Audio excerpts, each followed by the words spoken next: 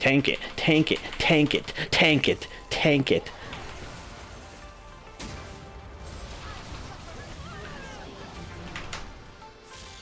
Bro, you have alt Sonya's. At SkillCapped, we have no shortage of guides on how to deal with bad supports. We're constantly preaching how you should learn each support's strengths and weaknesses so you can better enable them, and that you can always do more to help your support succeed. But truthfully, you're going to get really bad supports, no matter what you do. For example, this Teemo support who did literally nothing but sit in stealth the entire laning phase. He just sat invisible with his passive, holding his breath, concealing his presence, erasing his very existence completely. All for the sake of catching Ezreal off guard to do that. Like we said, some supports are a lost cause, and there's nothing you can do to make them play better, but that doesn't mean you're completely hopeless. In this guide, we'll cover the worst types of supports you can get and show you how you can deal with most situations, regardless of how bad they may be. And by the way, we created a brand new custom course specifically for this guide at skillcap.com. It's there, you can unlock the course with 8 additional site-exclusive guides where our SkillCap Challenger expert Hector walks you through exactly how to implement this strategy to carry bad teammates in solo queue all the way from Gold to Challenger. Find out more along with a discount code at the end of this guide. Now, back to the video. The thing is, there's a simple reason why you're constantly matched with bad supports. That's because everyone you're playing with is bad. Therefore, the odds of you getting a horrible player shouldn't be shocking. And even the supports you think may be competent would actually get ridiculed in higher ELOs. That may come off as harsh, but there's an important conclusion we want you to reach by us saying that. It means that you should be able to punish your opponents regardless of whether your support is good or not. And if you're not able to, then the fault may often lie with you. Let's start with a great example to highlight that. The first game we'll be reviewing is that Xayah game where Hector is stuck playing with that stationary Teemo we mentioned. Instead of talking about what brilliant thing Hector did to win this lane in spite of the Teemo, let's focus on his opponents instead. They're playing Ezreal and Swain. What do you think should be their very simple wave strategy to take over this lane? Just having the push lead is all you need to have thought about. Both are skill shot based champions. With the wave pushing, Ezreal will have an easier time landing his Q, and although Swain's E goes through minions, it's much easier to move up and pressure when he has control over the wave. So let's watch what they end up doing as this lane begins. Both sides needed to leash for their junglers, so everyone arrives in lane at around the same time. On Hector's side, Teemo very indiscreetly moves into the middle brush. Okay, so now Ezreal and Swain know he's hidden in there. Meanwhile, our Challenger expert used his Q on the wave just to miss 2 of the initial 3 melee minions. Okay, to be fair to Ezreal and Swain, it's not every day you go up against a Teemo support. Support is probably the role you'll encounter the most unorthodox picks in because auto-filled players don't want to be bored. But when you're facing a random support pick, you just have to remind yourself of why the champion is not a standard support pick. For example, in top, Teemo is an annoying champion for melee laners due to his blind and being ranged. While a blind may be slightly annoying, that doesn't sound that threatening for a support, does it? In bot, he's just a short-ranged rat with a blind every now and then. I'd rather play against that than a brand any day of the week if you ask me. Okay, so they should know that Teemo isn't that much of a threat, and that their game plan shouldn't change as a result of him. So while Xayah's Q is down and the Teemo support is just hiding in this brush, what do you think Ezreal and Swain could be easily doing to take over this lane? Should they approach from the right side of the lane and push the Teemo out to get brush control, or should they walk through the left side and begin hitting the wave? Pressuring the left side is definitely the right answer here. Xayah has 525 range, which is on the low end for most ADCs. Without her Q, she's pretty easy to outrange. Teemo shares a similar issue, being very short range, so he's not a threat at all if they don't walk into the brush where he's hidden. If either Swain or Ezreal walked up and began hitting the wave to pressure and get the push lead, then Hector would actually be in trouble with completely AFK support. Instead, look how far back they're standing. They've decided to concede all control over the lane. And now that they've lost the push lead, literally any single one of you could do what Hector is about to do to them. He's just harassing with Q and E whenever they're off cooldown, and there's nothing Ezreal and Swain can do because their champions are useless when they're the ones being pushed on. Eventually, this leads to a situation where Ezreal is running low on health. Hector just allows the wave to come back into the Teemo lying in wait.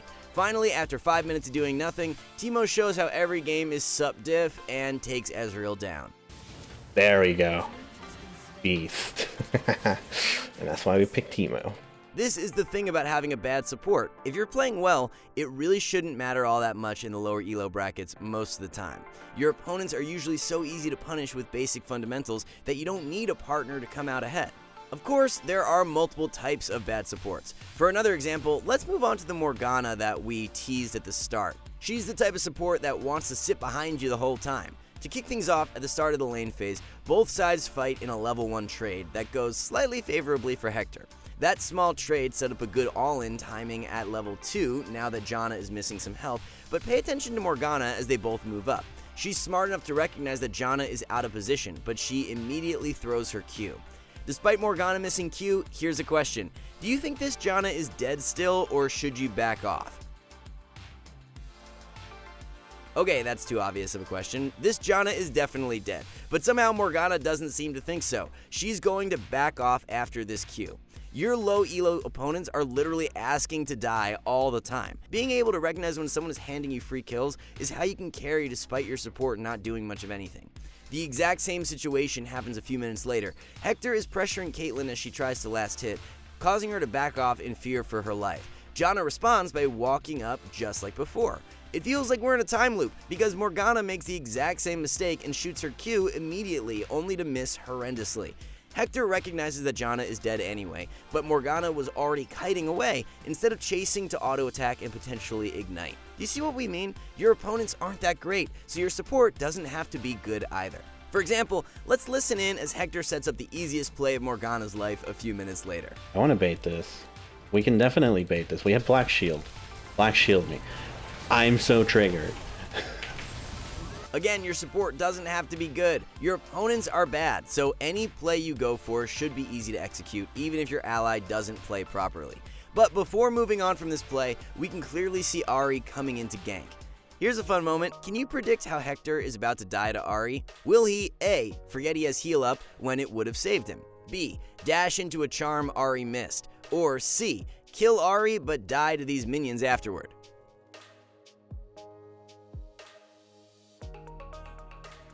You see, Hector is the sluttiest book in the library because he is incredibly easy to read.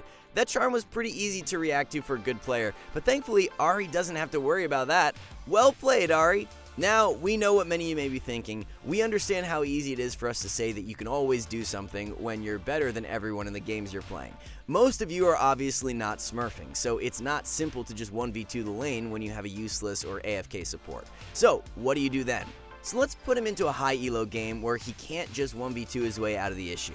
For this game, he's playing in Grandmaster's elo as Misfortune with a Leona versus Twitch and Lulu. It's fair to say that your goal in this matchup should be to try and get a lead of some sort before the enemy duo really begins scaling. Let's take a look at some moments during the early lane phase before continuing. We're just going to start poking here. This is a bit odd. I meant to auto-attack Lulu, but yeah, that didn't really make sense. Twitch likely looks to have gone into stealth. My Leona just didn't respect that. That's nice. High elo is awesome. You would think your supports aren't awful at this point, but yeah. There's a certain level of professionalism Hector has to adhere to with our commentaries, so let me be his anger translator for a moment. My support is dog shit, is probably what he really wants to say. As you should know, whenever you have a melee support as your partner, your goal in the first couple of levels is just to preserve your health. That way you can all in at level 2, but ideally level 3 with a full combo. If you get chunked out as this Leona has, it means you can't all in. And if you can't all in, you can't do anything. This is obviously frustrating as Hector has to get a lead or he'll be massively outscaled in this lane. And that's exactly the result. Leona has zero pressure and wasn't able to go in a single time after eating all that poke damage for free.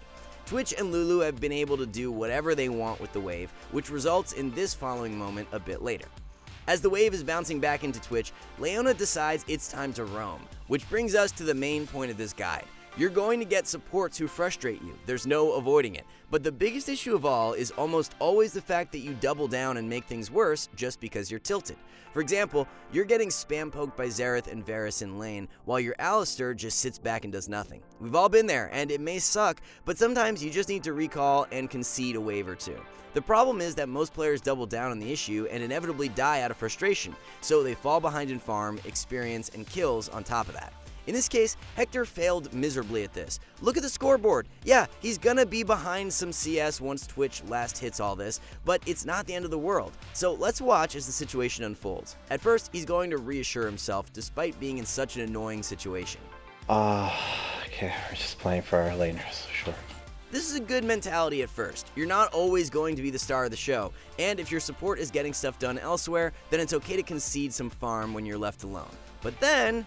Oh, we're not doing anything. Excellent. Why are we there then? And there's the tilt. Immediately, once he realizes his support is being useless, he runs in to last hit a single minion and is punished heavily for it. This is the main thing we want to get at. You need to learn to keep your cool when you're going down 20 or even 30 CS because your support sucks. The enemy team is going to throw their leads anyway. As long as you're down just a bit of farm and experience, you'll very often be able to come back once your opponent inevitably throws. For example, look at what his opponents immediately do right after Hector messes up. The Lulu goes around to try and dive and just ends up getting herself killed, giving a return kill over to Leona. Things aren't fine yet though. Because Wukong was there, they can't fix the wave afterward, which means Twitch can freeze a massive wave at his tower. Although they punished Lulu, a freeze this bad in the early game is going to hurt quite a bit. Not that it matters, because instead of freezing the wave while Hector had to base, Twitch let it crash and bounce, which resulted in a freeze against himself. Both of them threw their lead instantly. You need to always try and remember that League is honestly just a game of who throws harder. Falling behind is a bit frustrating, but if you keep your cool, then you'll always have a chance to come back. But if you just give in to the tilt, it just makes that process so much harder. Hector definitely got lucky this game that his rage wasn't punished nearly as much as it should have been. And if you really want to learn how to carry bad supports, then you need our brand new custom course made specifically for this guide at skillcap.com. It's there you can unlock the full course with 8 additional site exclusive guides where our SkillCap Challenger expert Hector walks you through exactly how to implement what you've learned in this video in far more detail. That's not all though, as with our brand new course page, it's as simple as clicking AD Carry, then selecting the laning category, and just like that, you have 10 courses with over 60 unique guides breaking down how to stomp lane so you can start carrying. The best part is all of this is risk-free with our rank improvement guarantee. So what are you waiting for? Head to skillcap.com and get the rank you've always wanted. Discount link in the description below. Anyway, that wraps up this guide, guys. If you want to see the full-length commentaries for those games on how to deal with a bad support, they'll be in the course where this guide is at. Likewise, there will be some more extra content there as well, all based around dealing with bad supports in your games. Check out those if you're interested, and catch you later.